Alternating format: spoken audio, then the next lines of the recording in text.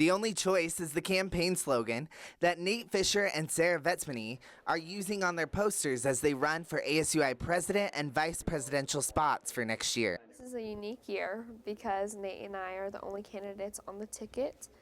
This kind of event has happened before, and it happened 2 years ago with, I believe it was Sam Parrott and Juan Corona. Knowing that she and Nate automatically obtained the executive seats in ASUI, Sara says that they feel very fortunate for this opportunity. We feel very lucky in a way, but it doesn't mean that we aren't working to campaign and get our face and kind of our mission out there to all students, because even though we kind of been handed the position, we don't want to feel illegitimate. As they get an early start on transitioning into their new positions, Nate said that he already has goals in mind with what he would like to change in ASUI to establish more of a connection. One of the things that I think I'm going to change for next year is that currently cabinet does not meet for weekly with, they do not coincide with Senate meetings.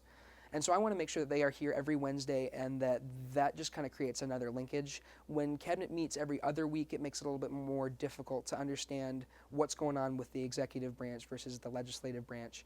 And so kind of encouraging more participation in, again, communication. I think that that's going to be very important and very beneficial. Nate also plans to work with the Idaho Student Association, which is an organization that works to meet the needs in higher education. What the Idaho Student Association would do is it would be an advocacy group for higher education needs within the state of Idaho, and it would be a kind of a collective process between all higher education institutions, whether that's University of Idaho, Boise State, North Idaho College, Lewis and Clark, you name it.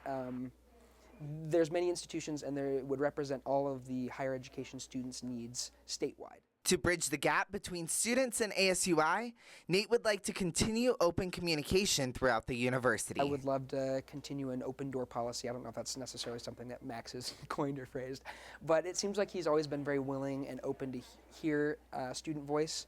And I'll be more than willing to as well. Whether it's encourage them to send me emails, I'll keep my door open when I'm in the office and when I don't have meetings scheduled, and encourage participation and encourage students to come and talk to me if they do have an issue. Nate and Sara both look forward to taking on their positions as ASUI president and vice president starting this fall. For Mostly Moscow News, this is Nick D'Amico.